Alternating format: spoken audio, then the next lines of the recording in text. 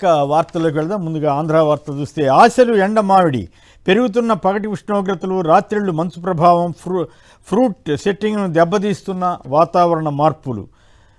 ఇక social media పోస్టులు వ్యవస్థీకృత నేరమంటే ఎలా ప్రశ్నించిన ఏపీ హైకోర్టు ఇష్టారాజ్యంగా ఆంధ్రప్రదేశ్లో పోసాని కృష్ణమురళి గారిని కానించి అనేక మందిని వాళ్ళ స్థాయి ఏమి వదిలేసి ఇష్టారాజ్యంగా కేసులు పెడుతున్న తీరు, అందులో కూడా సెక్షన్ 111 పెట్టి వాళ్ళకేదో 10 ఏళ్లుగా నేరాలు చేస్తున్న వ్యక్తులుగా చిత్రీకరించి చేస్తున్న దాని మీద హైకోర్టు ఆశ్చర్యం వ్యక్తం చేసింది. నిజానికి హైకోర్టు వారు ఇప్పటికే గట్టిగా రాష్ట్ర ప్రభుత్వాన్ని మందలించి ఉంటే ప్రజాస్వామ్యాన్ని కాపాడిన వాళ్ళు అయి ఉండేవారు. రైట్. ఇక ఫ్రీ బస్సు బాబు అంటూ నిన్న తిరుపతిలో భూమన అభినయ్ రెడ్డి ఆధ్వర్యంలో మహిళలు ఒక బస్సు ఎక్కి కొత్త తరహాలో నిరసన తెలిపిన వార్తను కూడా ప్రముఖంగా ఇచ్చారు. బిల్గేట్స్తో సీఎం భేటీ, విద్య, ఉపాధి, వ్యవసాయం, ఆరోగ్యంపై చర్చలు, ఎంఓయూలపై సంతకాలు.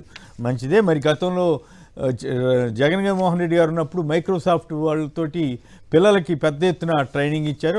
ఆ ప్రకారం ఇవి కూడా జరిగితే మంచిది. నేను నిద్రపోను, మిమ్మల్ని నిద్రపోను అని అంటున్నారు చంద్రబాబు గారు. బహుశా ఐక్యంగా ముందుకు గేట్స్తో రాష్ట్ర సర్కార్ జట్టు. అప్పుడేమో అసలు వార్తలనే సరిగా ఇవ్వని బిల్డప్ బాబాయిలు ఇప్పుడు బిల్ గేట్స్తో కలవంగానే ఇంకేముంది, అసలు మొత్తం అంతా మారిపోయినట్లుగా మొత్తం హడావుడిగా భారీ ఎత్తున కథనాలు ఇచ్చుకున్నారు.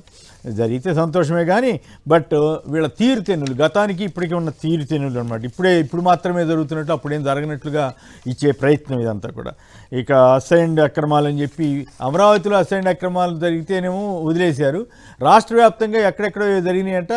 ఇవన్నీ ఇక ఏదో రకంగా జగన్ ప్రభుత్వం మీద పడి గోల్ చేయడం తప్ప వాళ్ళు తాము ఏం చేసేది చెప్పకుండా ఇట్లా నడుపుతున్నారు.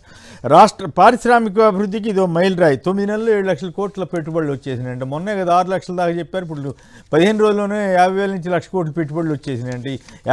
అప్పుడేమో లేదు ప్రతిపాదనలే 4 లక్షల ఉద్యోగాలు ప్రతిపాదనలు అని చెప్పారు. ఇప్పుడు బిళ్ళప్ బాబాయిలు ఏకంగా మళ్ళీ 7 లక్షల కోట్లు వచ్చేసినట్టుగా అబద్ధాలు రాస్తున్నారు. వస్తే సంతోషం కాదని అనం, కానీ అబద్ధాలు రాసి ఎందుకు ప్రజల్ని మోసం చేస్తున్నారంటే అన్నీ అబద్ధాల మీదే కథ ప్రభుత్వం నడుస్తూ ఉంది. నాయకులు అదే రీతిలో ఉన్నారు. చంద్రబాబు గారు, లోకేష్ గారు, అలాగే పవన్ కళ్యాణ్ గారు ఈ విషయంలో పోటీ పడుతున్నట్లుగా మాట్లాడుతున్నారు. సోమనాథ్, సతీష్ రెడ్డి, సుచిత్ర ఎల్లా, కేపీసీ గాంధీ క్యాబినెట్ హోదాతో గౌరవ సలహాదారులుగా నియమించారంట. సుచిత్ర ఎల్లా, కేపీసీ గాంధీ వాళ్ళిద్దరికీ ఎందుకు ఇచ్చింది, ఎట్లా, ఏమిటి, ఎవరికి బంధుత్వాలు, ఇవన్నీ మనం ఇప్పుడు చెప్పాల్సిన అవసరం లేదు. ఇక ఎమ్మెల్సీ పదవికి మర్రి రాజశేఖర్ రాజీనామా చేశారంట. ఝలక్ అని ఈనాడు వాళ్ళు సంతోషపడుతున్నారు. రైట్. విజయవాడ ఎంబార్కేషన్ పాయింట్ రద్దు, రంజాన్ ముంగిట ముస్లిం సోదరులకి కూటమి ప్రభుత్వం వెన్నుపోటు. హజ్ యాత్రికుల సౌలభ్యం కోసం ఏర్పాటు చేసిన విజయవాడ ఎంబార్కేషన్ పాయింట్ను రద్దు చేసిన కేంద్ర ప్రభుత్వం. కేంద్రం నిర్ణయం తీసుకుంటోందని తెలిసినా కనీసం వారించని చంద్రబాబు, పవన్ కళ్యాణ్లు. రంజాన్ మాసంలో ముస్లిం సోదరులకు చేదు అనుభవం మిగిల్చిన కూటమి ప్రభుత్వం అంటూ సోషల్ మీడియాలో పెద్ద ఎత్తున వార్తలు వస్తున్నాయి. మరి దురదృష్టం, చివరికి ఈ పరిస్థితికి రాకూడదు.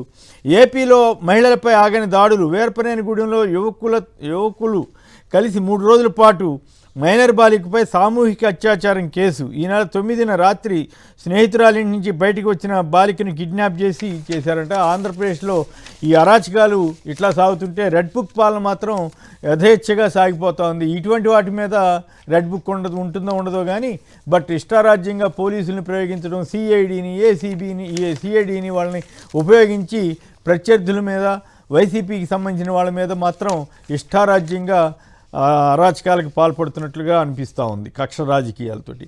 ఇక తెలంగాణ వార్తలకు వస్తే అభివృద్ధి, సంక్షేమం, సుపరిపాలన ఈ 3 అంశాలే మా ఎజెండా. 3,04,965 కోట్లతో బడ్జెట్ ప్రవేశపెట్టిన డిప్యూటీ సీఎం భట్టి. గత పాలన సవాళ్లకు మా పాలన సత్తాతోనే సమాధానం అంటూ వ్యాఖ్య. విధ్వంసం నుంచి వికసిత తెలంగాణ రాష్ట్రాన్ని మారుస్తున్నాం. ఈ విధ్వంసం పదం ఎక్కడి నుంచి వచ్చిందో, ఆంధ్రప్రదేశ్ నుంచి ఏమైనా అప్పు తీసుకున్నారో ఎంపాడు. విధ్వంసం అని వీళ్ళు కూడా మొదలుపెట్టారు, ఇంతకుముందు అనేవాళ్ళు కాదు. 6 గ్యారంటీలు గోవిందా అంటూ కేటీఆర్ వ్యాఖ్య. నిజానికి ఈసారి తెలంగాణ బడ్జెట్లో చూస్తే 6 గ్యారంటీలకి కన్సిడరబుల్, ఏపీతో పోలిస్తే కన్సిడరబుల్ అమౌంట్ 56,000 కోట్లు పెట్టి మిగతా హామీలకి మరొక 40,000 కోట్ల దాకా పెట్టారు. సో దాదాపు 1,00,000 కోట్లు పెడుతున్నప్పుడు కూడా సరే ప్రతిపక్షం కాబట్టి మరి కేటీఆర్ గారు అన్నారో లేక మరి వారి వాదన ఏంటో మనం విందాం. ప్రజా సంక్షేమాన్ని, అభివృద్ధిని విస్మరించారన్న కిషన్ రెడ్డి. ఈ బడ్జెట్ తీరు దున్నపోతు పాలు పిండినట్లుగా ఉందని కిషన్ రెడ్డి గారు దున్నపోతుకు పాలు పిండినట్లు ఉందంటున్నారు. అయితే ఒక డౌట్ ఏంటంటే మొన్న కొద్ది రోజుల క్రితం 70,000 కోట్ల ఆదాయం గత బడ్జెట్లో ఎక్స్పెక్ట్ చేసిన దానికంటే తక్కువ వచ్చిందని రేవంత్ రెడ్డి గారు చెప్పారు. అయినా మళ్ళీ 3 లక్షల కోట్లు ఎట్లా పెట్టారో మరి వాళ్ళు అద్దంకి దయాకర్ గారు ఏమన్నా వివరణ ఇస్తారేమో చూద్దాం.